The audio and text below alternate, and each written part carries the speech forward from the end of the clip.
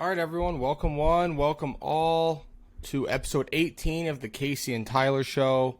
Coming to you live Monday night. It's Halloween night, and we are not passing out candy. Yep.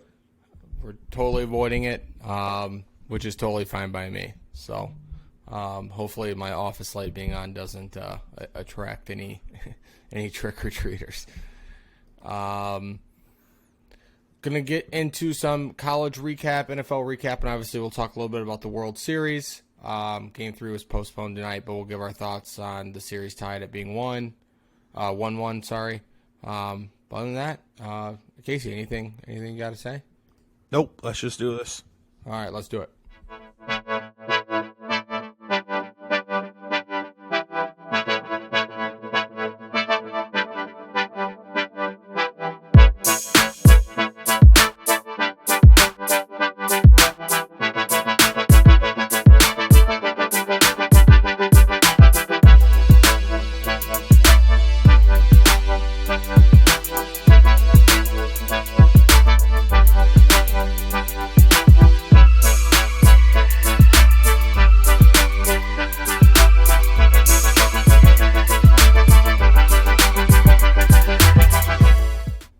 Casey, starting with the World Series tied at 1.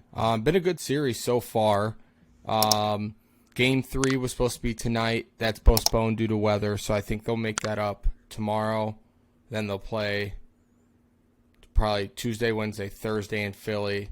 And then I'm not sure if they'll give them a break for going back to Houston or not. I know they didn't do it in the ALCS with the Yankees, but it feels like they probably will. Yes, that's the World Series and all that. Feels like they should get a travel day, especially going from Philly to Houston. I mean, right. I think Noah Syndergaard was supposed to start for the Phillies tonight. It'll be interesting to see if he still starts tomorrow. Go ahead. As of right now, I mean, unless ESPN just didn't change it, it is McCullers Jr. against Ranger Suarez. Suarez. Okay. Yeah. Okay, because Yep. So I thought I read that it was supposed to be Syndergaard, but I guess they're going with Suarez, whatever. One thing that can happen, and I think they talked about delaying this game at like 3 o'clock today because the weather looked like it was going to be so bad. So that leads me to believe that none of the starting pitchers probably didn't get that loose, which is a good thing for both teams because what can happen is if you get loose and you go through your whole routine and you get, amped up, ready to pitch, and all of a sudden then the game gets canceled, you could deal with a little bit of arm fatigue the next day because you'll be kind of like out of your routine. So my guess is both those guys will probably still start. Game 3, obviously it's a good time to be a Philadelphia fan. Eagles undefeated. We'll get into them later, or I don't know if we're going to talk about that game. But regardless, Eagles are undefeated. Philly's in the playoffs. I expect Philadelphia to be rocking for the next 3 games. I'm sure it'll be as chaotic as an atmosphere as we've seen in the playoffs. Philly's just a great sports town. We had Phillies in 6, so what do you still like that prediction? Yeah, I still like it. Yeah, their offense hasn't really been the issue. I mean, they came back in that game 2 and looked like they had a chance. Well, they didn't come back, but they were competitive at least despite being down. They kept, putting runners on base, and it felt like they were like one big hit away from swinging the entire momentum their way. So, but they escaped with 1. That's kind of what we talked about. All we really needed to happen. Yeah. I still like Phillies in 6. So do I. But I guess, that's all I really got to say. Bryce Harper being a dog, that Phillies offense is going to eat. There was some talk about, I don't know if you saw the clips on Twitter, like alleging like that Astro starter from Game 2 might have been cheating. Did you hear about any of this? Yeah, I saw all the videos of it. Like he changed cleats and gloves and then kept right after the inning would wipe his hand on his. It looked suspect. Right. Let me just put it that way. I don't want to just be like, yep, because it's the Astros, they were cheating. It looked suspect. I also can't recall a game where a pitcher changed gloves unless they were asked to. typically you have a glove that you just like to pitch with. Yeah. I mean, I guess it could be what's it called? When you don't step on the chalk line, you do this a superstition. Maybe like he felt like he wasn't pitching well, so he wanted to switch up. I don't know. The cleats though, that's bizarre. I don't know. The whole thing's a little bizarre. I'm sure the MLB got plenty of phone calls from Phillies after the fact when they got to see the videos and was like, "Yo, you got to check these guys a little bit tighter." But whenever the Astros are involved in anything like that, it just kind of leads you to believe that they probably were cheating. Right. No, I agree. And then I don't know if you heard this, and this is the last thing we can say about the World Series. Did you hear about the Martin Maldonado illegal bat thing? No. So he was using an illegal bat in Game 1 of the World Series, and they didn't find out until Game 2 that he was using an illegal bat. It wasn't intentional though. He didn't cork the bat. He didn't do anything to make it better. What happened was, I guess, is prior to the World Series, Martin Maldonado is the catcher for the Astros. He reached out to Albert Pujols. Was like, "Hey, can you send me a couple bats to use in the World Series?" Pujols, being the guy that he is, says no problem. Sends him 3 or 4 bats. And come to find out that the bat that Albert Pujols uses is outlawed. He's grandfathered in. So he's allowed to use it because he used it before they said. Before the ban, you know was what I mean? illegal. Yeah. So I guess there was just some discrepancy there about Maldonado was I didn't know I couldn't use it. I don't know what about. I tried to look it up and I couldn't find a lot of information about what makes the bat particularly illegal. It can't be performance because they wouldn't, even if he was grandfathered in, they'd be like, "No, you can't use that." My guess is it's something with the paint or the way it looks, something about it that they were like, "Nope, it's non-conforming." It didn't matter. Phillies won Game 1, but when I saw that, I was like, "A fucking course he was using an illegal bat." Fucking right. Astros, dude. You know what I mean? But that's just my thoughts. I was hoping we were going to have a little bit more to chat about, because I was going to have the game on kind of as we were doing this. One of our second Tuesday podcasts in a row, where we've had a game be rained out in the MLB playoffs. So, go Phillies! We're officially a Phillies podcast. Go Phils! But that's all I got. Hopefully, Phillies can get it done tomorrow. I think that, they gotta get it done at home, obviously. So, any other thoughts besides go Phillies? Nope. No more. Cool. All right. Let's get the music ready. Hold on. Where is it? All right. Let's get into our college football. I'm not even ready. I don't know why I'm doing that. Where is the? Where I thought I was gonna be able to find it real quick. It's at the bottom. I see NFL. I see. Yep, I got it. All right, let's get into our college football Week 9 recap. Cue the music.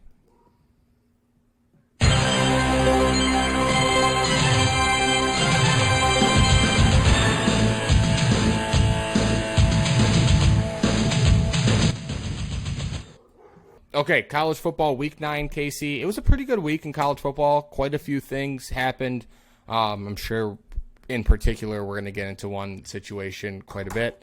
I see at the top here, I did see this. Auburn fires head coach Brian Harsin, 9-12 as an Auburn's coach. I think he was just in his second year. This was his second year. This was his second year, and he got canned.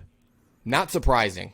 Auburn's not a program that messes around. They've always been relatively competitive in our lifetime. I mean, they won a national title with Cam Newton, right, in our lifetime. Yep. Doesn't surprise me because I feel like for the most of, not say most, but for quite a bit of Saban's run of dominance at Alabama, they've at least been competitive and been a team where Alabama couldn't overlook them, and they're shit now. I wonder. There's probably gonna be quite a few names floating around for that head coaching job. It feels like it's one of I don't know what other jobs are going to become available, but obviously as of right now, I mean, would you put this ahead of Nebraska, or what would you say? I would 100%, just because it's the SEC and it's Auburn. SEC, yeah. I mean, it looks like, I think his name is Cadillac Williams. Okay. He used to be a running back for Auburn. He is named their interim coach. Really? He played for the Bucks, I think. He was cold in the NFL for a little bit. Yeah, so he is named their interim coach for the time being. Who knows if he might get the head coaching job or who to go after. Yeah. The Yeah. most, Sorry, I- the Bucks I- just started no, it's going fine. crazy. Can you hear them? not really. Oh, okay, good. Cause I didn't think my mic would pick it up. I just want to make sure. I mean, Sorry, you I can didn't hear mean him. to You cut can off. hear him, but I mean, it's not bad. It's just like echo in the background. All right. Yeah. Well, I just told my dad again. Fuck, dude. Yeah. Hopefully he gets the job. I mean, I'm always a fan. I mean, it is like interesting. Like, I feel like it puts the athletic department in a tough spot when you have an interim coach come in and the players love him and he does well, because then it's kind of like, well, do we just ride with it or do we just tear this thing completely down? I guess it'll come down to, besides performance, was there like a culture issue? Were the players not buying in? Like what the level of like rebuild? And if they, I guess I know one reason Freeman kept the job at Notre Dame, not only was because he was going to get a head coaching job elsewhere, was that he was able to keep a lot of that recruiting class. And that's a Right. big deal, because then you don't fall like another 2 years behind. You can kind of keep going with what you're doing. And I know, like, I guess that's what it will come down to probably for Cadillac. Not only can he win a few games to close out the year, but how many recruits now are going to reopen their recruitment and potentially seek to go elsewhere. I do agree with you, though. Like, although Nebraska's as historic of a job as that is, it does feel like Nebraska is much farther behind the. I mean, they haven't been good in a minute. You know what I mean? It feels like Right. Auburn is a couple good players away and maybe a good coaching staff. And I mean, they always have a good recruiting class. So, sorry, Brian Harsin. Good luck elsewhere. No longer War Eagle, buddy. Obviously, guys, at the end of the year, when we do our whole coaching carousel show, we'll keep you guys posted on what's going on with that coaching job. Number 2, Ohio State, heading to Happy Valley, playing number 13, Penn State. Ohio State wins a close one, 44-31. Game was even closer than I thought the final score indicated. Yeah. Yeah. But when I saw the final score, I was like, I thought that was a lot closer of a game, but it just Ohio State gets it done. Yeah, and I guess that's all you can really ask for, Ohio State, right? I mean, they go to a really tough place to play. You know that you're going to get the best shot out of Ohio State. Penn State always seems to play Ohio State close, at least in the last couple of years. But yeah, I mean, for the first 3 quarters, I realistically thought Penn State might have been able to get it done. Just a few too many mistakes on their part. It was that one pick 6 by the defensive end that really feel like, Ohio State's I agree. defensive end. That Yes, kind of was that- like, that yeah, was well, the nail in the coffin at that point. that's a Halloween pun. I like that. I see what you did there. Yeah, a good game though. And I think Ohio State stayed at. Are we doing our top 10 after this or no? No, I was gonna save it for. Technically, they re-released it, but now we're in the. They're gonna be releasing the playoff on Official. Tuesday. So yeah, so We'll I was save it gonna for wait. Thursday. I was gonna save it for Thursday for the because. I mean, it might be the same. It might be different. I would rather save because I feel like that's more important than the top 10. Oh, I agree, because they do like a whole hour show picking them Yeah. out. So I'd rather go off of that, because that honestly, that's what's going to matter, not the AP. Yeah, I was going to say right. that the AP's done this, and I don't remember them doing this in the past, but like Ohio State's tied for number 2. That's so Like, stupid. that doesn't make, if you can't pick, then just flip a coin. I mean, Right. what are we Yeah, doing it's like there? I they hate moved that. Tennessee up to tied with Ohio State for second. It's like, okay, that's when I'm like, okay, we'll just wait until Tuesday right. or Thursday because Yeah. fuck that. I'm not gonna go. Okay, well, you have Georgia 1, you have Tennessee and Ohio State tied at second. Like, what the Yeah. fuck does that mean? Yeah, Who's in a national championship at that point? They You got to have 3 teams. They got to do a playoff before the playoff. You know what I Right? mean? Like, to determine fuck. the order. It was a good game. Obviously, Ohio State, it feels like if they just take care of business rest of the way, they'll probably get in. But we'll keep it on that. Big showdown at the end of the year. I think Ohio State and both Michigan probably just coast until they meet each other. Well, Michigan still has to play Illinois, I think, and Illinois is pretty good. And Illinois is a team that you could see a team like Michigan or Ohio State or whoever. And it's the week before. It's the week before Ohio State too. They play Illinois. I mean, I get it's at home, but it still could be a trap game because I mean, you never know. If you look at, I mean, they're kids, right? They're kids. So if they start thinking even for a second that hey, we got Ohio State next weekend, they could get punched in the mouth, right, real quick. I could see that. But yeah, so that was a pretty good game. This game was fucking crazy. Number 7 TCU heading to West Virginia, playing West Virginia. Sorry. TCU wins 41-31. Like, it gets so awkward when you say that. That's like I thought about it. I was like, I'm just gonna stop saying heading to. Yeah, I was just gonna be like, I'm just gonna stop saying that. unless I can say like Happy Valley, Death Valley, the big house. Well, you could have said headed to Morgantown and playing. Morgantown would have been better. Yeah, you know what I mean. You could have done that. Yeah, but yeah. It's like the worst is when we do it in the NFL. It's like heading to Philadelphia and playing the Philadelphia Eagles. It's like, well, no shit, right? But this was a great game. Casey, you can talk about this one. A little backdoor cover action. Yeah, so this was one. Well, we forgot to do our weekend recap, but I didn't sleep at all over the weekend. I slept. Let me rephrase my words. I slept all day Saturday because I got so fucked up Friday night. Friday we had a good time. Friday night we had a fun time, but got really fuckered up on Friday night, and I slept all day. But like I remember waking up. Oh, I'll put a picture up on screen of us in our ref costumes. You don't have to. I will. You don't have to. That was the most awkward picture I've ever taken. No, it wasn't. Yes, it was. But I just remember waking up from like my midday nap because I was just really hungover, and I'm watching the last drive of TCU, and I have TCU minus 7.5, and they're only up 3 at this point. Next thing you know, there's 20 seconds left. They can easily just, I think, nail it, but they catch West Virginia offsides. So what's his name? Max Duggan. Dugan. Max Duggan. I think it's Dugan. I think it's Dugan, yeah.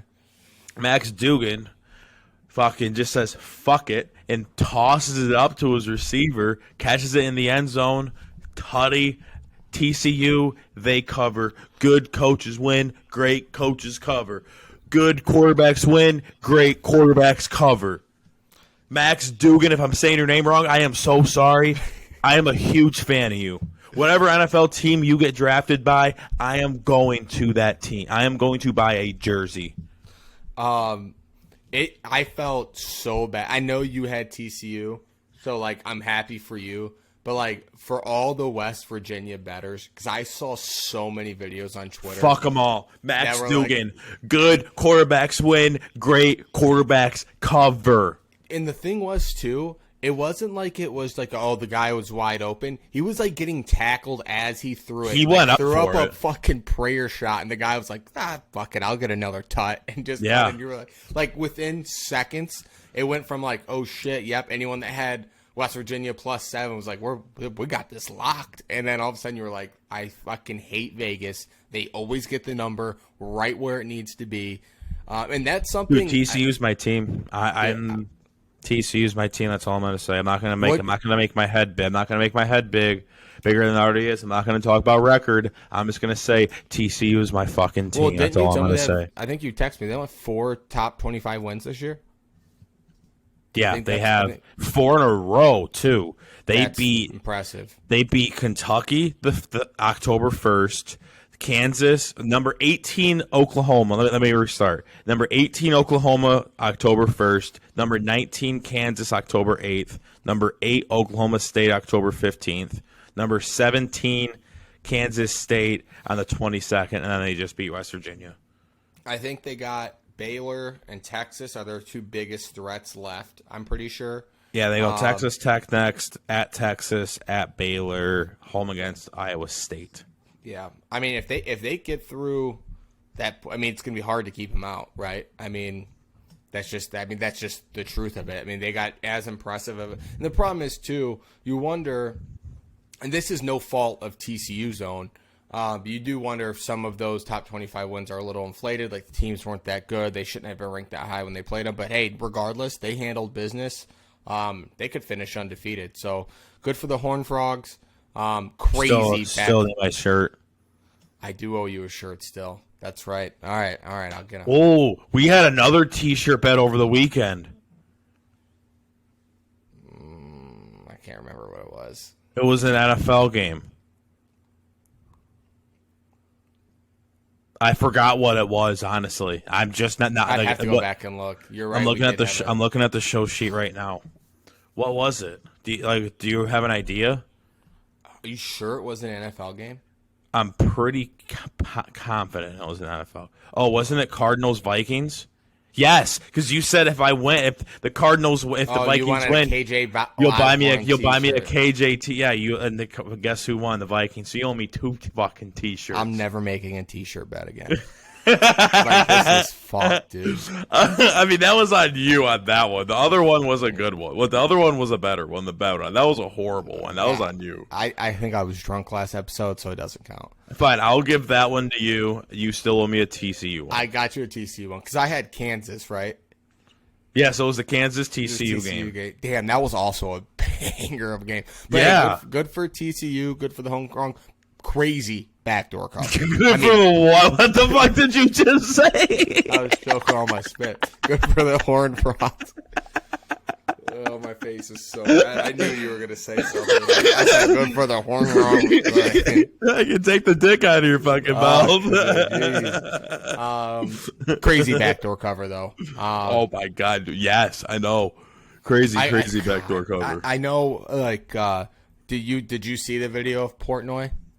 Yeah, that sucks. No, I know how that feels. So that's such a bad feeling, dude. Back a couple years ago in 2019, San Jose State, not San Diego State, San Jose State heads to Nevada and plays Nevada.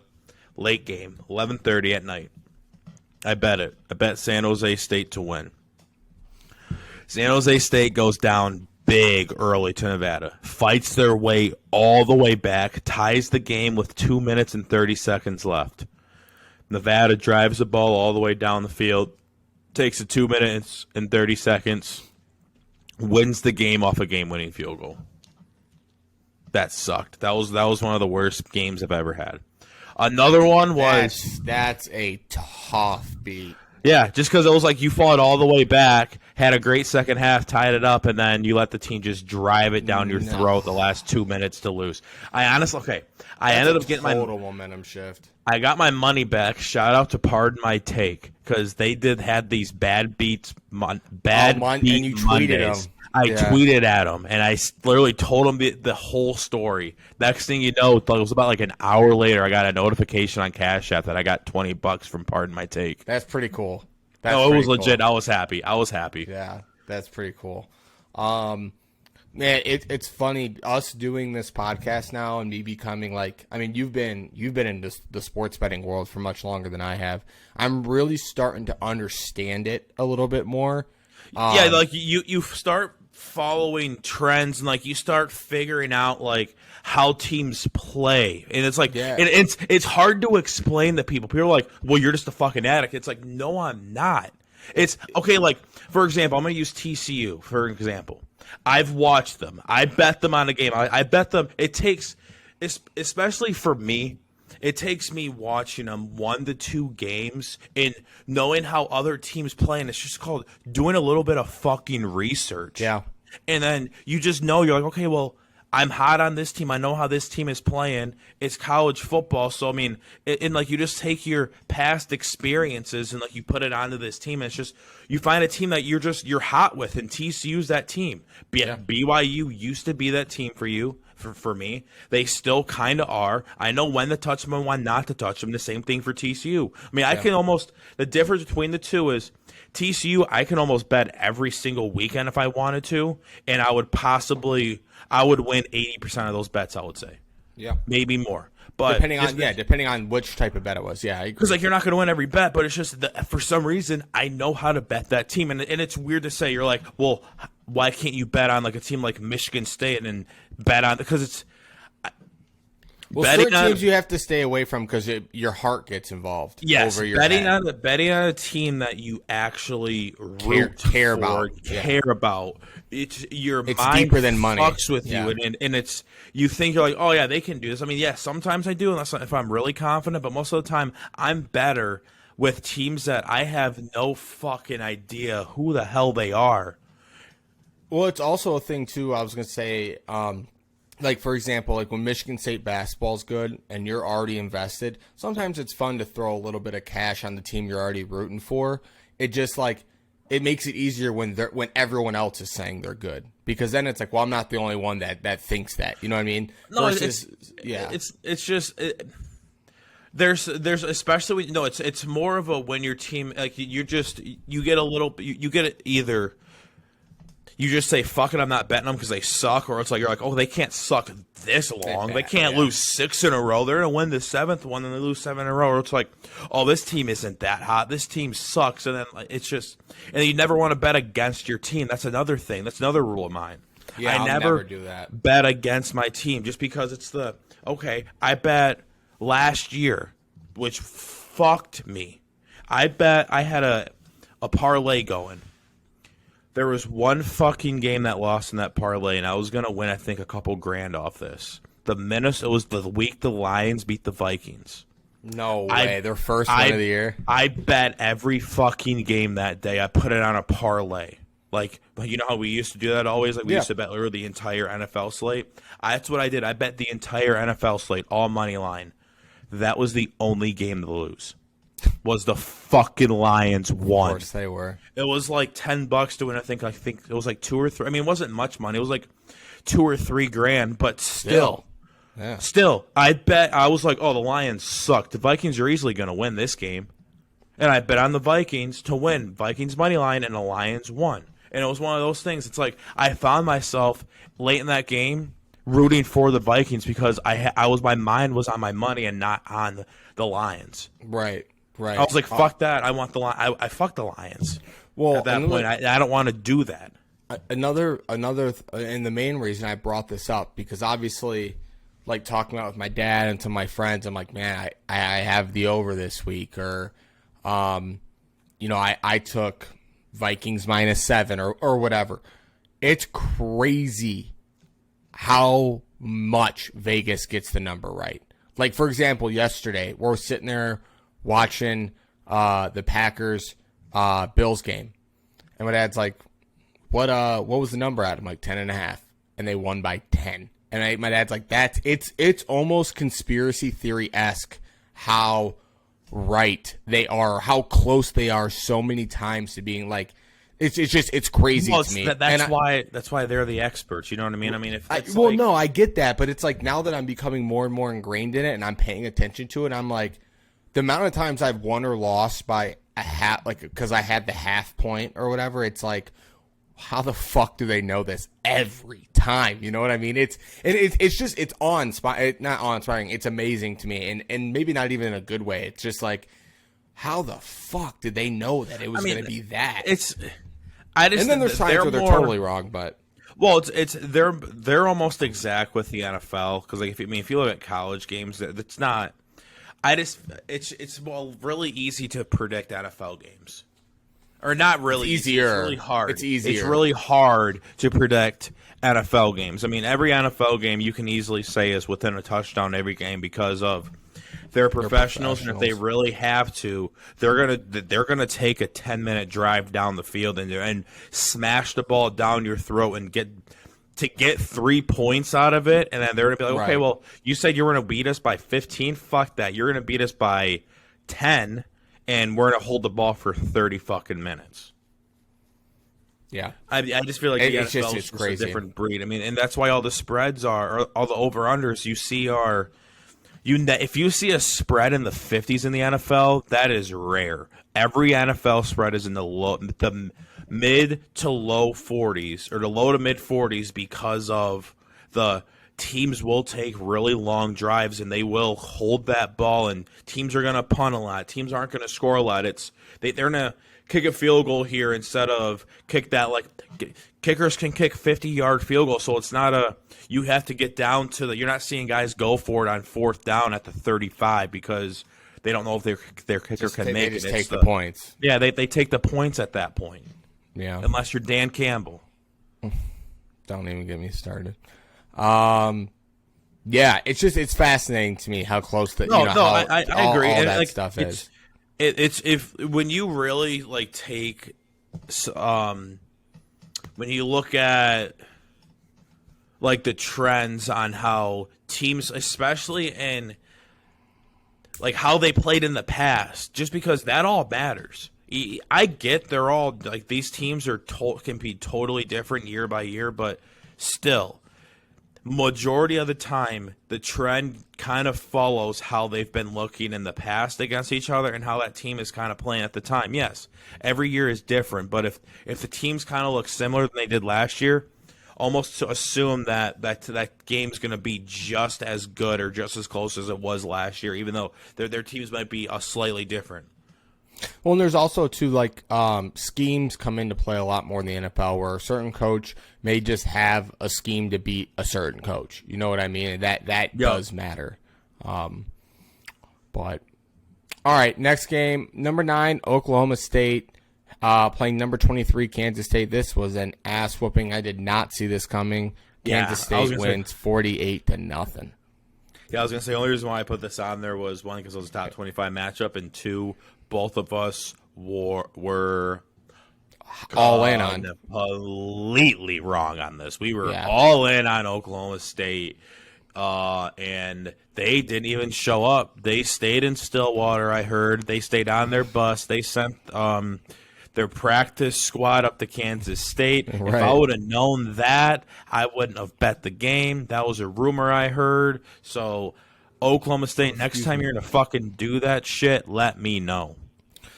Complete ass whooping. You don't see this happen a lot in the Big 12. Two, on paper, will look to be relatively evenly matched teams. Kansas State went in there, pulled their dick out, and peed all over. The over didn't hit because Oklahoma State couldn't score a fucking touchdown. That's all they had to do. They couldn't even score a point. I needed a touchdown. That's all I needed. Well, I get that. Yeah, nothing else to say. Oklahoma State season's done. Hope it was fun. They'll still make a bowl game, but I mean, goodness gracious, that's embarrassing to lose 48-0. Kansas State, that dude from Nebraska, Adrian Martinez, just keeps showing up and showing out, man. Good for him. Claps on his transfer. It looks like it was a good one. Good for Adrian Martinez. Next game, to me, this was a big deal. Number 19 Kentucky playing number 3 Tennessee. Tennessee wins 44-6, about as dominant of a victory as you can get. Dude, this was if we're showing you we're fucking number 1 in the country. That's what Tennessee did against Kentucky. They said, this is what we're going to do. We're going to prove that we're better than Georgia. We're going to kick the absolute piss out of them. Then we're going to head to Athens and beat – oh, it was. It was. And I honestly think the playoff committee meets on Tuesday to bring out the playoff rankings. In my opinion, after we're done with this game and the next game, we'll give our top 4 prediction because I think Tennessee is the best team in the fucking country. How do you not put Tennessee number 1? I don't see it. You have to. Just look at what they have done against teams this year. And they beat Bama, and I mean they beat Bama, they beat Kentucky, and they routed Kentucky. And this was a Kentucky team. They routed LSU at home. They routed LSU in Death Valley. Yeah. That's what I mean. Like, they're throttling teams. Yeah, it's a big win for that program. I was not super excited for their black uniforms. I thought they looked much better on the field than they did on Twitter. That entrance was sick. That's what people love about college football. I got chills watching that. That, like you said, that's what I love about college football. that right Yeah. there. Like I got chills watching that. Like the whole stadium getting nice and dark, the tee just lighting up, players running through it, and then the like orange fireworks. the orange, yeah, the Oh, the orange orange. fireworks. Yeah, the orange fireworks on the That outside. was- Oh my fucking That God. was electric. Big statement win for Tennessee. Will Levis getting a lot of flack. Looks like he might, just because of this game, it looks like a lot of people dropped him out of their first round for the future NFL draft. Big statement win for Tennessee, and I agree with you. I don't know how you don't put them number one, although it doesn't matter, really, because they head to Georgia this week and play at Georgia. That's going to really determine what happens.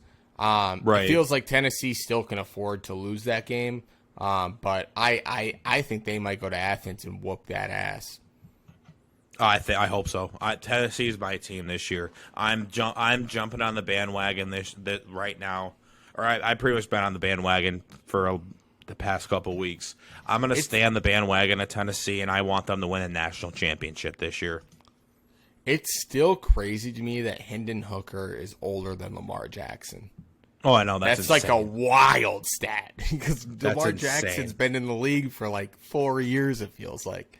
There's just an insanity. Good win for Tennessee, and like I said, probably the biggest game of the year. Tennessee heading down to Georgia this week. We'll keep an eye on that. I'm sure we'll talk plenty about that on Thursday.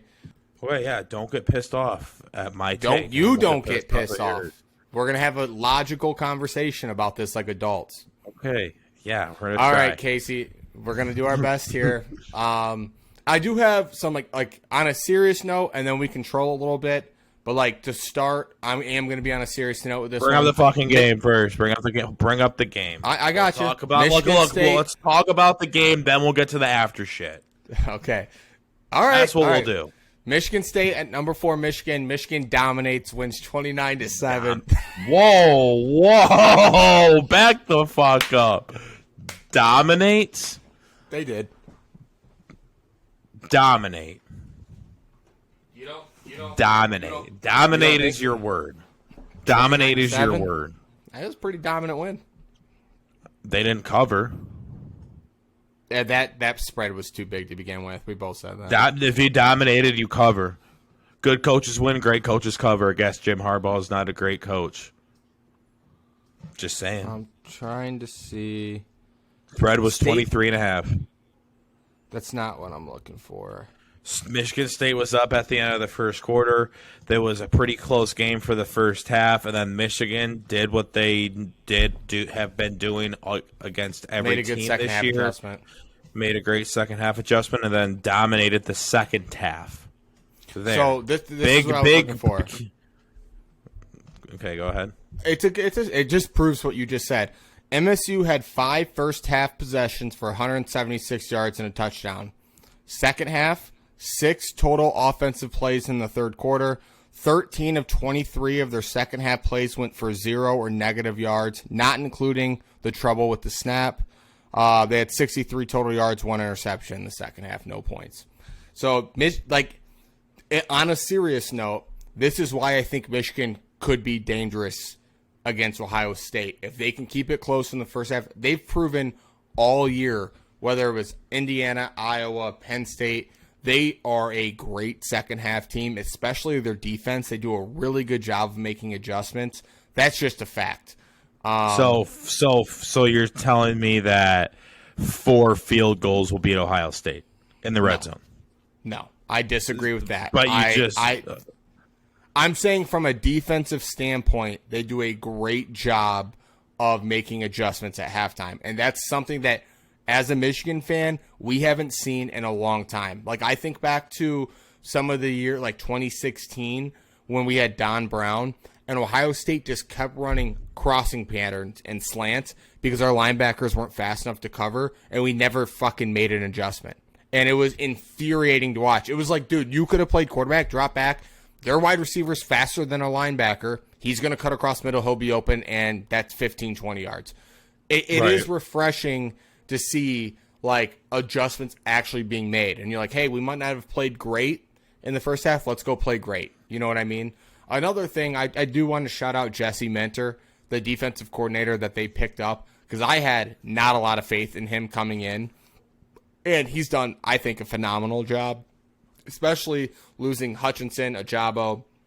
I can never remember the safety's name that went to the Bengals. Desmond, whatever. But he was a first round or early second round pick as well. It's right on the tip of my tongue. Michigan looked good. I'm glad, State covered, which I thought they would. They looked at times in the first half like they were going to make it a ball game. It's just a down year for State, especially offensively. I do think Mel Tucker will get it figured out. I really do. I don't think I've been seeing all this. It's a bad year. I agree with that. And I've been seeing all this stuff on Twitter about how Mel Tucker's lost, like, out of all his Big Ten games, over half of them he's lost by double digits. Can we not act like Mel Tucker's been at Michigan State for 7 years? People did this with Harbaugh too, and I think a lot of it is warranted with Harbaugh, especially in the early years where it was like he was doing boneheaded things as a coach. I just think from a talent perspective, it's just a down year for Michigan State. And I don't, like, I was talking to some of my other Spartan fans this weekend, prior and after the game, not including talking about Tunnelgate, but just from a talent perspective, they're like, Tucker's a good recruiter. It's just this year, they're young. I mean, man. Look at it. Last year was a fluke. We can all say that. No one expected Michigan State to do what they did last year. I agree with that. So I mean, they also had you can't expect them to do what they did last year when last year was a fucking fluke and they lost the reason why they were that good. I was gonna say they also got to think back to last year when they had Kenneth Walker, K9. They arguably in every game they played they had the best offensive player on the field every game almost. Yep. Especially in the small sample size we have with him at Michigan State, he was that good. You know what I mean? Like that good. If he had been, imagine, dude, we would be talking about a statue of him if he spent all 4 years there. You know what I mean? Because I agree. That good at Michigan State. And also, shout out to Kenneth Walker. Finally getting some touches in Seattle. Went fucking crazy this weekend. Dude might be a dog. You know what I'm saying?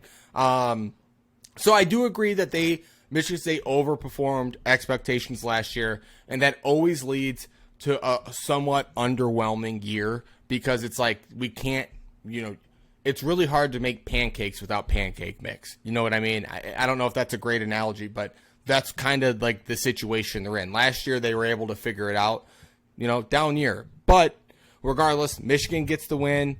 First time Harbaugh beats Mel Tucker. Big win for Michigan. They've struggled with Michigan State. They just have. Now some things that I need to say about this rivalry before we get into the whole situation that happened in the tunnel and prior to the tunnel and that after the game. This rivalry, especially in the last 10 years, has gotten nasty between players and fans and friends alike. There's something that this rivalry does to friendships, and even if it's just 1 weekend of the year, there's something about this rivalry that is starting to not sit that great with me. And it's because Michigan State got good and Michigan fans don't fucking like it. Well, there could be a part of that, but there's some, regardless. See, that's like a comment that would make a Michigan fan not pissed off. And I'm trying to be as serious as I can be because I think about it in my own friend groups, whether it's you and I texting or me texting my buddy Logan, where there's a passion behind these fan bases and a hatred towards the other that we don't even see with Michigan, Ohio State. And I know part of that's because Ohio State's beat the shit out of Michigan for the last 16 years. But regardless of that, even in a down year like this, the hatred is in the dude. It's not a great rivalry in the sense of how it turns people, how it makes people act is the way. I slightly disagree with that Ohio State comment. I just feel like you're closer to the Michigan State aspect because you have friends that are Michigan State fans. I mean, if you had That's true for everyone in the rivalry, though. No, but I just feel like if you knew Ohio State people, you knew. I mean, I get your point that Ohio State has been kicking the shit out of Michigan, and some fans are just like, "Fuck, okay, well, fuck it, we're playing Ohio State this year. What's going to happen?" Right. I mean, but I still feel like that's they. I don't know. I just talked myself out of my opinion. Right, and so I thought a lot about this before the pod because I knew we were going to spend a chunk of time on this, and it's deservingly so. It's maybe the biggest news in sports right now. And again, we'll dive a little deeper into what actually happened and our thoughts on it. But I want to speak just a little bit about the rivalry because I think about just how, like, when I was in, like, going to law school, and a lot of my friends in law school were Michigan State undergrad, and they knew I was a Central undergrad, but I still cheer for Michigan. And the amount of shit I would get for that, I'm like, guys, it's a sports team. I grew up 10 minutes away from them. What does it matter if I want them to win the game? And that you would think that I was rooting for Hitler to win in World War II. You know what I mean? And it's like, and I get it, and I love the passion. I do. That's what makes sports so special is you can work your 9 to 5 or whatever job you have, and you have an escape on the weekends because you have your team playing and you want them to win. I love that. But we're seeing some things, like at least in my personal life, where like things are being said and people get so offended or have such an opinion where it's like, guys, it's really just it's like a politics. fucking game. It's becoming like kind of politics. like that. I mean, No, think it's about exactly how, like politics. and you're self-aware enough. Think about how much you hate Michigan fans. And it's a lot of it's warranted. I'm not going to discount that. But that comes from a deeper... Mine is due to a personal reason and just the arrogance behind all of them, and it's just I see it all through every single. I'm not going to get into it because we'll go down a dark hole if I start going down that rabbit hole, and we're not going to. That's. I mean, it's I fair have my to say. reason. I'll say it for you. A lot of Michigan fans are entitled pricks, and I'm the first to admit that. Luckily, I like to feel like I'm not, and a lot of my friends that I consider Michigan fans aren't necessarily that way either. I do know a few that act that way, but I think that it's becoming such a bitter, nasty rivalry. I read today, and I don't know how I feel about this. I don't think it'll happen, but apparently there was a big brawl back in the day between Xavier and about basketball. Yeah, it's Xavier. Xavier and it was a Big East school. Yeah, Butler. Is it Butler? No, it's not. Yeah, it was Xavier and Butler. It wasn't. They were on Big East schools. Cincinnati. Yeah, it was. So it's an in-state rivalry, and after that, they were like the conference made them play at a neutral site the next 2 years. Now, I don't think that's going to happen necessarily with this Michigan State rivalry, but I don't hate the idea of it.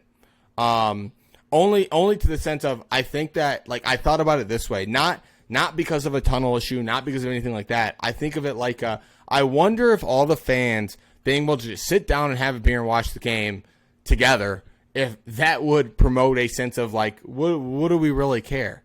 Like, you know what I mean? Like, yeah, we both want our teams to win, but should it come down to friendships being lost and words being said that? I don't think people give a shit. They people are just so dedicated about their team and their team winning, beating the other one. They have to have that bragging right. They have to. I mean, it's. I don't know. They have to one up everyone in the world, and they have to feel like they're top fucking dog because their team beat this other sports team. And it's like, okay, well, in my opinion, yeah, it's nice that it's nice that we would beat Michigan, but in my opinion, I care more about national fucking championships. Yeah. Yeah, I guess the problem is and the reality of the situation is only four teams get to compete. So if you're in a position like State is this year where you're not going to be able to compete for one, this is your biggest game of the year.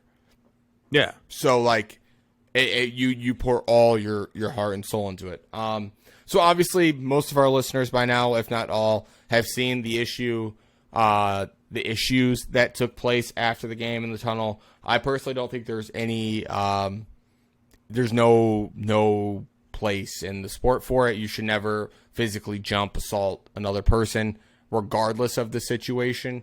It does feel like we're getting to a point where new protocols with the tunnel are probably going to come forward, even if it's just from a preventative standpoint. I'm not blaming Michigan. That situation's been there forever, and there's been relatively few instances and zero like what took place on Saturday night. But it does feel like we're moving towards a situation where it's like one team in, once they're in the locker room, the next team can go in.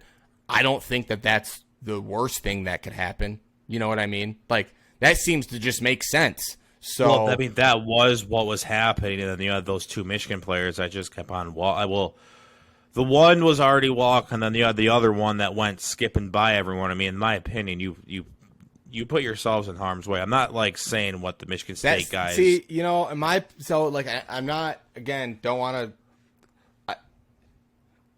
Should he not have done that? Yeah, but that's like telling a girl don't wear a short skirt or else you could get raped. You know what I mean? Okay.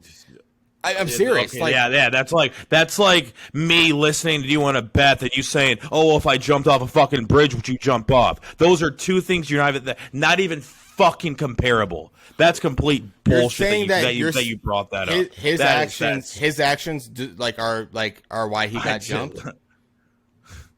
I mean, I'm not the only one making that comparison. I'm not the only one. That's a fucking horrible comparison. Like, that's a bullshit comparison. That's skipping into a complete tunnel bullshit. means that he should get jumped. You don't know what the fuck happened in the tunnel. You don't know what he said, and you're saying he got attacked. If he got attacked, why didn't the state cop that was standing right fucking there? That's a good question. Do anything? He was attacked. There's video what I evidence saw. for it. Of him getting pushed. Of him getting pushed. Stomped. Was he getting stomped? Oh, was he getting stomped? Absolutely. Was he? Show me in that video where the fuck he was getting stomped at. Okay. Show me. Where was he getting stomped at? I watched that video a million times. He did not show. There was not a part. You saw a part at the very end when he was away from a guy where a Michigan State guy did kind of swing at him with his leg, but he was not getting stomped. There was a part to where you don't even see the Michigan guy. You're just assuming he got stomped. Assuming. I'm not assuming. You're assuming. Like so did I. So did I. You're like assuming. You're assuming. And what about the video where they're hitting him with what looks to be a helmet? Okay, that's bullshit. That guy should get kicked off the team forever and be arrested. That's bullshit right there. That's a bullshit act. That dude that got caught swinging that helmet, it was clear as day who it was. It was whoever the fuck number 14 on Michigan State is. He should be kicked off the team and be put in jail for what he did, because yes, that was clear as day. Him taking off, like him swinging a helmet at a man. That's bullshit. 100%. You're out of the school. You're done. You will never be at Michigan State University ever again. And guess what? You're getting thrown in fucking jail for that. Because that I agree with that bullshit. To say the one dude, I just don't agree with that, because I watched the video because I heard what people said. And I was like, I don't see where this dude got like pretty much curb stomped at. I did not see this dude getting stomped. I did not see that in the video. Well, regardless, we can. And if he did, then what? That cop that was there should be fucking canned, because he watched 4 people like stomp a guy in the ground. So that cop should be fired. That's another reason why I think that's some bullshit, is because there was a cop right there and the cop didn't do anything. Yeah, if in my opinion, if I'm a cop and I see someone getting stomped, I'm gonna step in. Yeah, I almost wonder if it's one of those situations where the cop doesn't, and not saying this isn't an excuse, I'm just trying to think like logically. I wonder if the cop's like, am I supposed to step in here or what? I also want to like condemn. What do you mean? It's assault at that point. I realize Michigan fans you cry assault, and you just pretty much said a cop's not going to do anything because he doesn't know if he can step in. Assault's assault. Yeah. No, I mean, the cop should have stepped in. I mean, I wasn't able to finish my point, but yeah, sure. I also think another thing that's fucked up is that there was like a lot of Michigan State players that could have just seemingly like held their teammates back or tried to prevent something like this from happening.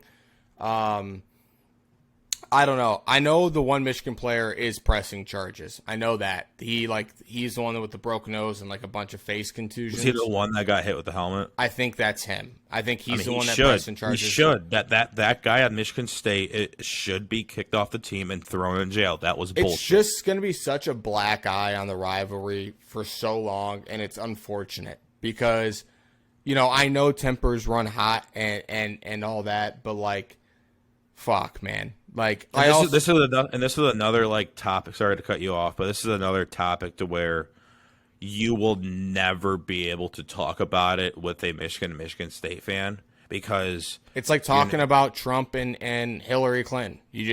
There's going to be two sides, and no one's ever going to be able to agree in the middle. Nope. Although I do. Sorry, were you saying I'm wrong? No, I was agreeing. I will say that you and I agree. Mostly though, that I don't think Michigan's necessarily blameless. I just don't think that regardless, I don't think those actions should have resulted in what it was. But again, no, right? We don't know for sure. I mean, it's one of those things that. Okay, in my opinion, this is the way I look at the situation. Easiest way for me to explain it about the whole Michigan dude skipping into the thing. Okay, well, you get into a heated argument with someone and you say, "How about you shut the fuck up, pussy?" You're pretty much telling the dude to punch you in the face at that point. Yeah. And I mean, that's just the way you do. I mean, a tough game. You saw what happened after the game. The team's already got into a scuffle after the game before they even got into the locker room. Why the fuck would you think it's okay to walk on by, skipping by a team that you just beat? It's a heated rivalry, and you guys just got into almost a fight on the field at that point before you even got to the locker room. That's just my whole thing about that. About it's like, why is he doing that? Yeah, I don't know. It still leaves me like I still stand by the fact that I think regardless of that, it shouldn't have come like. It still shouldn't have. No, I'm not. Look. I'm not saying what the Michigan State guys did was okay and like okay. Well, if someone does that, you're allowed to just beat the fuck out of them. I'm not saying that. I'm just saying it's like he could have been smarter himself. He could have. Yes, he could have. You could have easily not put yourself in that situation and went back with your team that was over with your band and your student section celebrating because you just won the Paul Bunyan Trophy that you haven't had in 3 years or 2 years. Go do that. Why do you need to hurry up and get to the locker room? That's so bad. It does feel like this is one of the last thing this rivalry needed to happen. Because, like you said, this is something that has fan bases are so divided. You have Michigan State fans that are trying to, although I will say a lot agree that like this it's fucked up. But like there is a section of the fan base that's like acting like it's completely okay and that because Spartans have a bunch of dogs on their team that you don't do that. And I'm like, okay. No, I don't think guys, it's this that. isn't the 80s anymore. I think it's more of the Michigan fans are putting almost. I get there's some Michigan fans that are taking like, okay, yes, we do have some fault for this. This is why. Yes, sorry, go but ahead. I just feel like there's a portion, maybe not all, but there's a portion of Michigan fans that are putting all the blame on Michigan State, and there's a portion of Michigan State fans that are like, oh, what do you mean? This portion, if you guys had the more than one tunnel and putting. Maybe not most of the blame, but at least half the blame on Michigan and just saying, oh, well, if you guys did this, and this would have never happened with our players. It does. Sorry, go ahead. I agree. I agree 100 with what you're saying. I do feel like as a university, like there will be new protocols in place. There's no way Michigan's going to let this happen again. Regardless of, like, it could be Michigan, Hawaii, there's not going to be a fight, but it will be like, hey, we're going to stay on our side. Like, whatever they have to do, whether it's a congregation of police in between. Well, they did it at halftime. The ref stopped them. I don't know why the fuck they didn't. Well, they tried, and they just. It's what happened was that it looked like they tried to stop the guys, and then you just had the one dude just venture off. But it's going to be one of those. No one can do that. You have to There's allow also the one so team many to get players off. on a college football team that it's hard to account for everyone, but that is your program's job to account for everyone. I just, it feels like this is yes, I am of the belief that one, Michigan's not the only stadium in the country with one tunnel. They're just not. So let's not put all this blame on the tunnel issue, but it does feel like going forward, just do something different. Preventative care is always better than aftercare. So I have a hot take. People aren't gonna is like it gonna it. piss me off? Probably. Well, then maybe we just don't do it. Let's just bring it up. So, Jim Harbaugh's the issue Because he's a sore winner. because he's a sore winner. Mike Valenti said it best. I mean, look, That show was bullshit today. That show was bullshit today, and they're getting rocked all over Twitter. I guarantee today was their lowest rating day of the year. Why? Fuck that show, because I knew they were going to come in and act like that. Fuck that. Completely. That's the Michigan State fan base that is illogical. Illogical. I already know what you're going to say. Don't bring that shit up. Dude, how? Because the 3 games that it's happened at, one, you beat Ohio State for the first time in a million years, and then you decide to get into a fight in the They didn't tunnel. get into a fight. They just jawed at each other. Same thing. No, it's not. If Penn Michigan and Michigan State would have just jawed, we wouldn't even be talking about it. You win a big game against Penn State at home, and you decide to get into a fight in the locker room. There's Or also tunnel. pictures after that Penn State game of Michigan and Penn State players walking in together, side by side, with arms around each other. So, And I'm pretty sure there's probably a video of Michigan and Michigan State players walking in smiling too, or at least to pick 1 or 2 players. Jim Harbaugh is the reason. I disagree with that, and that's a lazy fucking take. Lazy take. I don't fuck with that. I will tell you this. It just feels like it's preventable, so hopefully they get it together. This is not something, after a good Michigan win, that I want to be talking about. Also, I have too many friends that are Michigan State fans that this is just going to be a sore subject for years to come. And that's not fair to anyone that cares about the game or the rivalry. And it's sure as hell, like, the next time both these teams are really good, it's going to be interesting to watch. Yeah. But that should be a while for Michigan State. Hold on. I just want to say one thing while we're on this topic. What's up? I'm talking about Blake Corum's comments at the end. Why the fuck are you talking about, the dude was never talking shit about you. I'm pretty sure he said good things about you. Why the fuck are you saying shit like that? You want to know what I hope happens? I hope some Mike Hart shit happens next year, and I hope Michigan State rolls Michigan next year. Oh, like they use that as like the whole little brother thing. Yeah, go fuck yourself, you short fuck. He said I thought Tuck was coming. All I saw them was running. Go fuck yourself, you fucking short. Hey man, bastard. they're just kids. Whoa, he's taller than you are and would beat your ass. You better relax there, kid. Is he? How tall is he? He's taller than 5'6". What? I ain't 5'6". How fucking tall is this? He's 5'8". He's my height. He's my height. No, he ain't tall.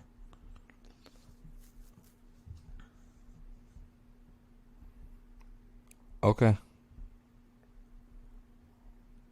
Are you good with the NFL games we have? Yeah, I like the NFL games we got. I got nothing else for Michigan State, Michigan. Just be better, guys. Be better to each other. It's just a fucking game.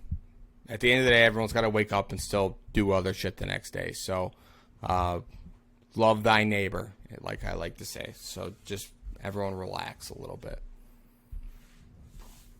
Also, I do Fuck Michigan.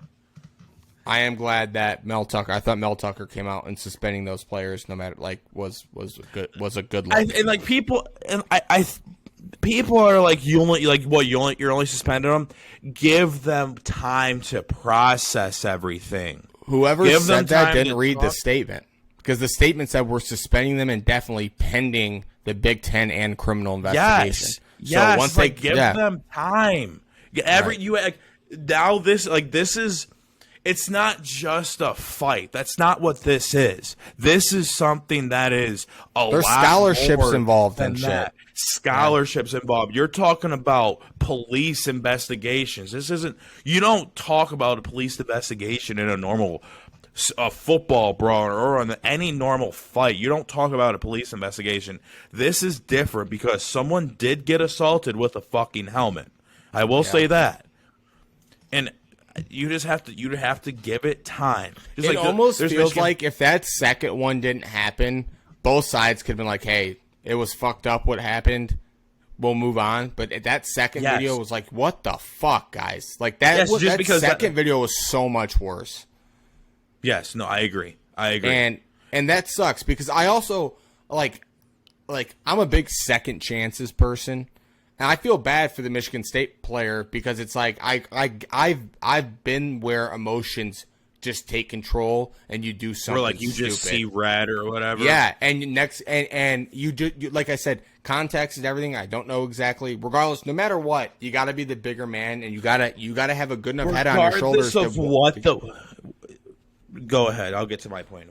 I would say, regardless of whatever, you need to be able to just like turn to someone you trust on the team, like get me out here before I fucking kill him. You know what I mean? And I just feel bad because it does feel like at least in the second video that we're talking about, someone probably going to lose their scholarship over that, if not get kicked off the team.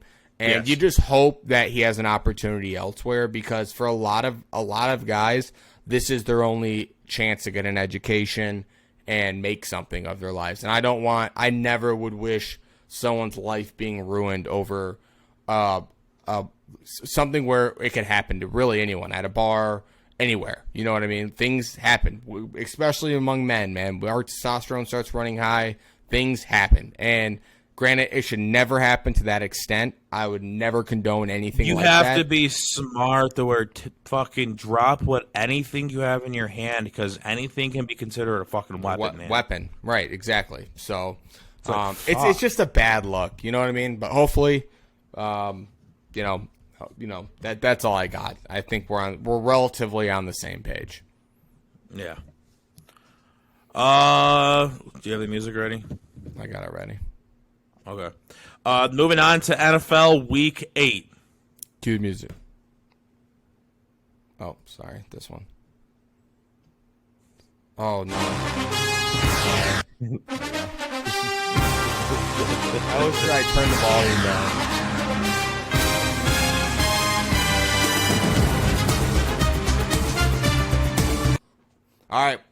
All right, Casey, NFL Week 8 recap. We got a few games to go over here. How was your red zone experience this Sunday? Still a little hungover from Friday. So yeah. I slept a lot. Yeah. Sunday was definitely a Sunday chill day for me. I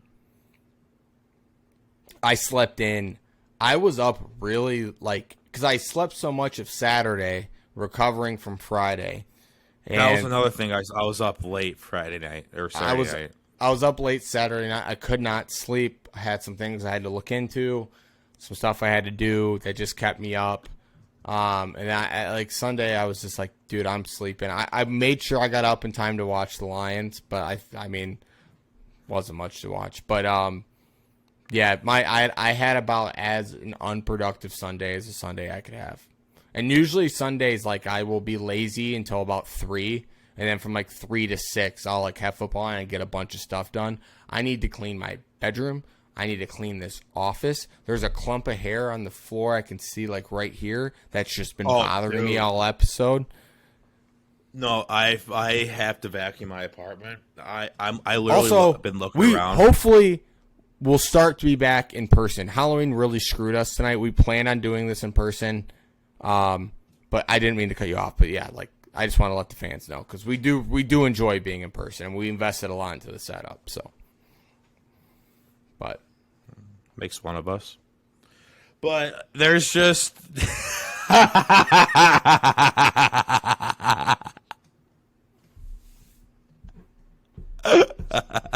up. But there's just clumps of Tucker hair all over it. It's been like that for the past week. I've been just really lazy. Well, you And, also yeah, were recovering too, so. Well, it's not an excuse to not vacuum, but Well, not anymore, but I was going to let you Yeah. use up all those excuses. no, even for back as long then as it you wasn't. could. It wasn't. But it is what it is. I got to vacuum my place. It is horrible. Yeah, I was looking around today as I was prepping for the show, and I'm like, dude, I'm spending probably the rest of tonight and I'll like what I can during this week to just like get shit in order. Yeah, I just need to get some shit in order. It feels like. But Right. all right, NFL Week 8 recap, starting with the Thursday night game, Baltimore Ravens at the Tampa Bay Buccaneers. Ravens win 27-22. Good game. Good game. Buccaneers. This is their third straight loss. So Tom do you Brady's think done. this whole divorce? I was gonna say, you think this whole divorce thing is starting to get to Well, him? I think it was it before the game that he announced that it was finalized, or was that this weekend Yes. that he announced that? Those. Ooh. I thought it might have been Friday. it was like, before the after game. It might have been Thought before, it was the, before game. the So game. there's still a chance the Bucks figure it out. It just they look slow, man. They don't have any speed on that offense. Like speed kills in today's NFL. So I think the Bucks. I mean, it's a bad last ride for Brady. I'd be really surprised if he comes back for another year. Lamar keeps being Lamar, gets it done. This game was interesting. I read prior to the game, I can't remember what sports book it was, but they were like, if the Bucks win, we're screwed. Like they were going to have to make an insurance claim because all the sharp money, all the big bets were on the Bucks, but all the public money was on the Ravens. And I guess it was like to the point where it moved the line quite a bit. Like the sharps money moved the line in the Bucks' favor. Right. And so there was a representative that was speaking to like a Sports Illustrated article that was like, if somehow the Bucks pull this out, we will be having to make our first insurance claim of the year because we're going to be over leveraged at least on that bet. And I'm like, that's crazy. That's insane. But yeah, Bucks lose 3 straight. I don't know, man. Sad day if you're a Brady and a Bucks fan. They stink. It still feels like the Ravens have kinks to work out. They've been linked to a bunch of trades but haven't really done anything yet. They've been linked to, no. Speaking of the Ravens, they got Roquan Smith. I just remembered that. Yep. So they got the guy Yep. from the Bears that everyone wanted the Lions can go get. Second rounder and a fifth rounder. That's a fair price in my opinion. No one No, I was going to agree. give up a first rounder for him, but I think that's fair compensation. He's really good. Bears, Yeah, he's get rid of their. definitely gonna help that team. Oh, for sure. So the Bears in the last 2 weeks have gotten rid of their 2 best defensive players. Yep. So they're just going all in on next year's draft. Yes, they are. Yeah. Next game, this was wild. Carolina Panthers at Atlanta Falcons. Falcons win 37-34 in overtime. DJ Moore is an idiot. How? You didn't see how this ended? Okay, so the longest pass in StatCast era, PJ Walker completes it to DJ Moore DJ for a Moore. touchdown. He takes off his helmet after the play, so he gets a penalty. The PAT gets moved back. They missed the PAT, and then they have to go to overtime. PAT. I didn't see that. He didn't know caught that. it, took his helmet off, and started walking around like he was the man. It's like, dude, it's tied. And the way that penalty works is they already changed the PAT in like the last 6 years, so it's already harder. It's like it went from like a 99% make to like a 92, and then after the penalty, it drops even more than that. Because like the room for error is just more. Yeah, I think it's like a 33-yarder. Now you're talking about 15 more yards on that. You're talking almost a 50-yarder at that point. But that's what I mean. So they miss that and then give fucking the Falcons a chance to go down and win the game, which they do. Falcons, I think they're in first place now in that division. Well, no, so that was in regulation that happened. In OT, Falcons got the ball, didn't do anything. I think they had the punt or whatever. Panthers drove the ball down the field. I think they missed an extra point or a field goal in OT. Let me see. Oh yeah, no, Yes, they missed a field goal in OT, and then Falcons drove the ball down the field and then kicked the game winner. Yeah. near the end. Yeah, if you're DJ Moore, bro, you've been in the league long enough. You can't do something that boneheaded. Just leave your fucking helmet on. Like if it was a game-winning touchdown, who cares? You can't be penalized for it. But like, dude, it's a stupid penalty to begin with. But like, it's still a penalty. I don't make the rules. If I'm the official, I don't make the rules. I just enforce them. So, I'd be so mad if I was his teammates, man. I'd be so mad. I did see something funny. It was like DJ Moore really wants CJ Stroud as his quarterback next year. He's like, fuck it. Great game. Falcons continue to roll, man. They've been along with the Seahawks, a relatively surprising team this year. Didn't cover again. I know. What was it? -4, right? Yep. Yeah. So they moved to 6-2 against the spread this year. Yep. Still pretty good. Next game, Chicago Bears heading to the Dallas Cowboys. Cowboys win 49-29. You were all over this one, my friend. All over it. You thought the Bears were going to cover 9.5. I tried to tell you no. Thank God you rolled with me on that one when I took the Cowboys -9.5. Because Cowboys were all over that ass on Saturday night or Sunday afternoon. All over the Bears. Did you see that one play, how Micah Parsons scored? Yeah, he's a fucking dog. Also, the awareness, he hadn't been touched by another player that wasn't his teammate was great. Oh, I know. Well, That Justin Fields is an idiot for just jumping right over him. I know. It's like, dude, just fall on him. Like, just fall on him. Yeah, that was insane. Their defense is very, very good. Glad I didn't take it. I got nothing to say, but glad I didn't take Bears +9.5. Honestly, I seriously considered it. Like, seriously considered it. Well, I'm glad. Until you told me that you had it, I was like, I'm not doing this 2 weeks in a row. I was like, I'm not doing this. That was so funny. You were like, oh, I'm liking Bears +7.5. I was like, I love that bet, and you got pissed. I got so mad. If you guys haven't seen that, go watch our last episode. Fast forward to the end. It's the last clip. It's like a blooper clip. I got a little snappy with Casey. I was not happy. Just not happy that he told me it was a good pick. I don't trust this guy at all. You were fucking so mad at me for that. Yeah, I was. Oh, man. But Tony Pollard had himself a game, 14 yards, 14 carries, 131 yards, 3 touchdowns. If you have it in fantasy, yep, that was good start. Job. Thanks.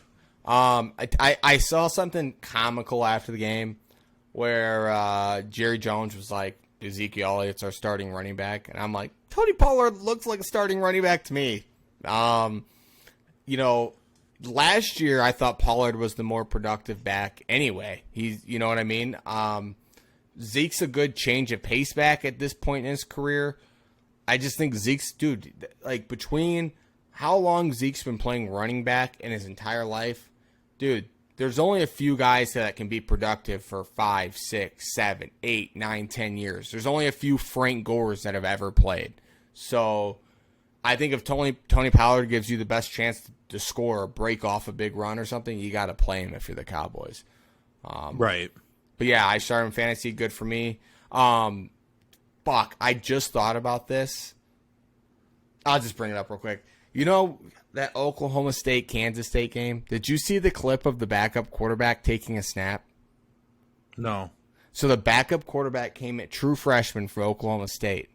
He's in shotgun, and his hands are like this. Just shaking. Oh, my God. I felt so bad for the kid. It's like, dude, you could be – imagine – I saw a tweet that was like, imagine how big of a stud and how good at football he had to have been to be in the position that he's in to play quarterback at Oklahoma State, to still be that fucking nervous before your first snap. I mean, dude, his hands were shaky. He's like looking around at the line of scrimmage, like doing his checks, but his hand would just shake. I'm like, God, He's probably man. like, fuck, I'm actually doing this. Yeah. He's probably like, God damn it, Spencer Sanders. I didn't think I was going to play till next year. You know what I mean? Right. Sorry, when we were talking about backups, it just came to me. I wanted to bring that up during that. Next game. The Miami Dolphins play our beloved Detroit Lions. Dolphins win 31-27 after the Lions jumped off to an early 14-0 lead. Didn't they lead 27-7 at one point? The Lions didn't score in the second half. I know that. They haven't scored in the second half. They led 21-7. They led 27-17 at half. Okay, so just another pathetic second half performance by the Lions. Lions fired their defensive backs coach today, Aubrey Pleasant. He's no longer with the team. You know, changes had to be made, man. I mean, geez, goodness gracious. So I looked at their schedule. They ain't going to win another game. I was going to say, I don't see them winning a game for the rest of this calendar year. I don't see them winning a game. I see them winning one game for the rest of the year, and that is against the Bears on January 1st at home. Because I'm looking at their schedule now, which I'm surprised they're only 3-point dogs to the Packers. They're going to lose to the Packers this upcoming weekend. Then they're going to head to Chicago and lose to Chicago. Then they're going to head to New York and lose to New York. Then they're going to lose to the Bills at home, lose to the Jags at home, lose to the Vikings at home, head to New York and lose to the Jets, head down to Carolina and lose to the Panthers. Then they'll head home and beat the Bears at home, and then they'll head out to Green Bay and lose to the Packers. Last game of the year, bringing their they're bringing their total record overall record to a 2-15. Yeah. And at this point, I don't want them to win another game. Just get a couple high draft. Currently, they hold the second and 13. No, the first pick. First and 13th in last place. So they're in last. So currently, they have the number 1 overall pick and the 13th overall pick from the Rams. Yep. So don't win another game. Also, Jared Goff showed plenty of reasons that why he's not the quarterback going forward, in my opinion. He played horrible in the second half. They've been showing projections that Rams pick is possibly going to be a top 10 pick. They might have 2 top 10 picks next year. I mean, the Rams are horrible. Because Rams don't look good. Yeah. See what they do with it. Probably nothing. Just saying. You there? Anything else? Yeah, are you there? You kind of broke up for a second. You broke up too, yeah. So just re-say what you just said about the Rams pick, because that was pretty. I was like, I heard that possibly that might be a top 10 pick. Yeah, the Rams suck. The Rams are horrible. And yeah, all I gotta say is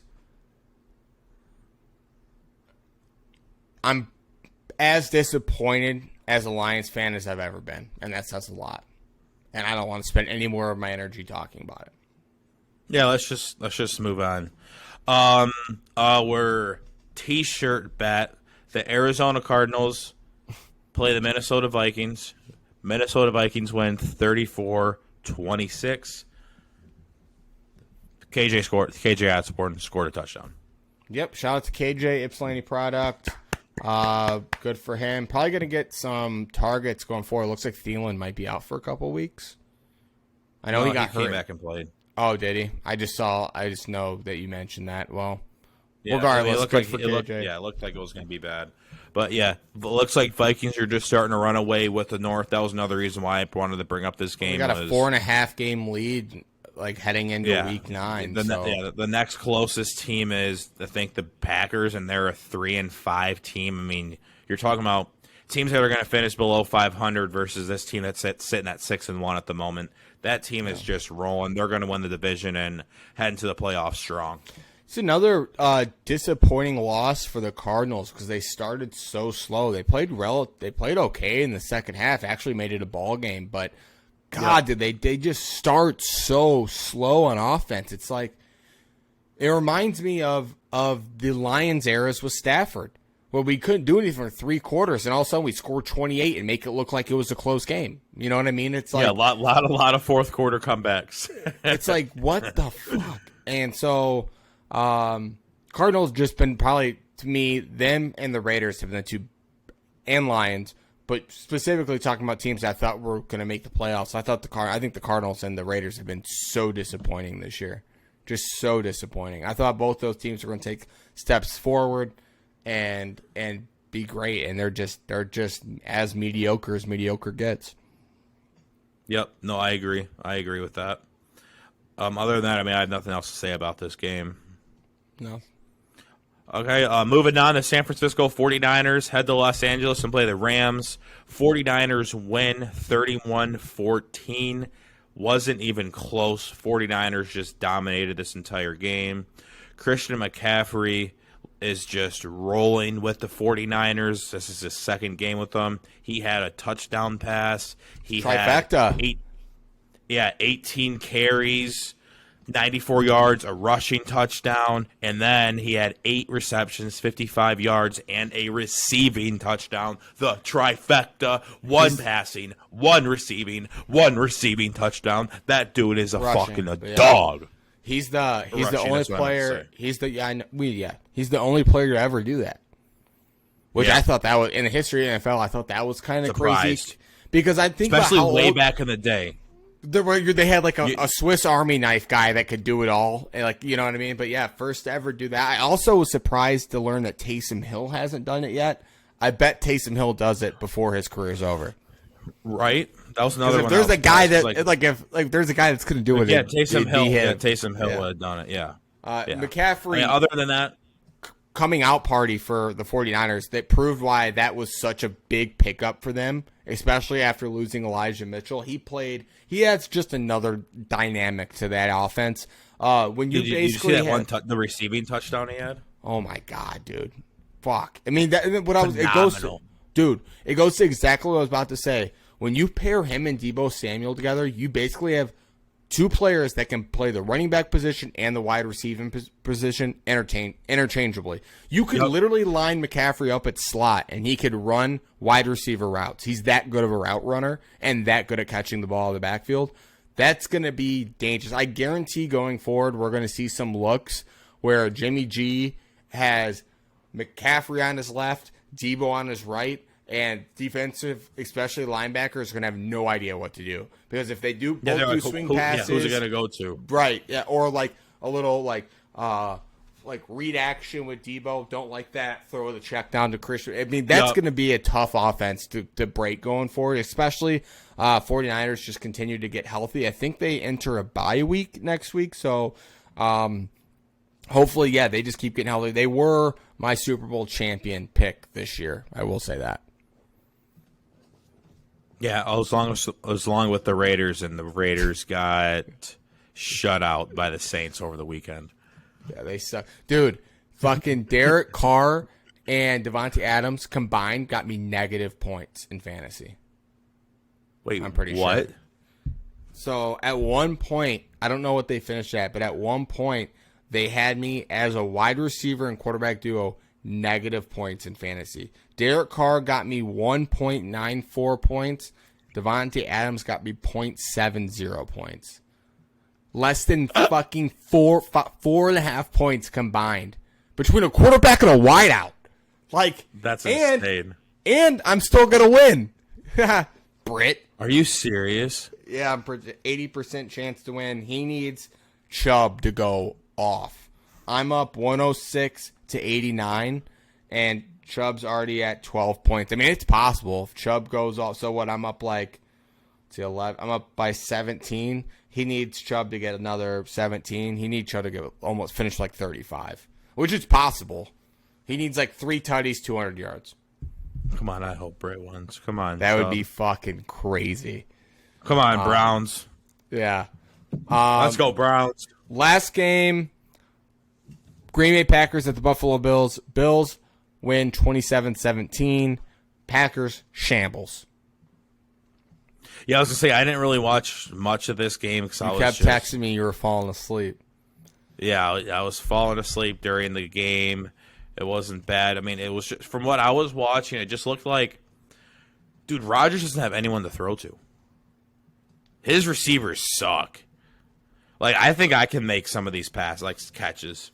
Yeah, it's crazy because I think it shows how much Devontae Adams really made a difference in that offense because they don't have anybody like that. And they're struggling, man. I mean, they can only hand the ball off to A.J. Dillon and Aaron Jones so many times. You know what I mean?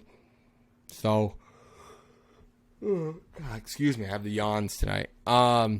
It sucks. It's not like I'm the biggest Packers fan, but my dad hates Aaron Rodgers so much that I like when Aaron Rodgers does well just because it makes Britt just so pissed off. I can smell you.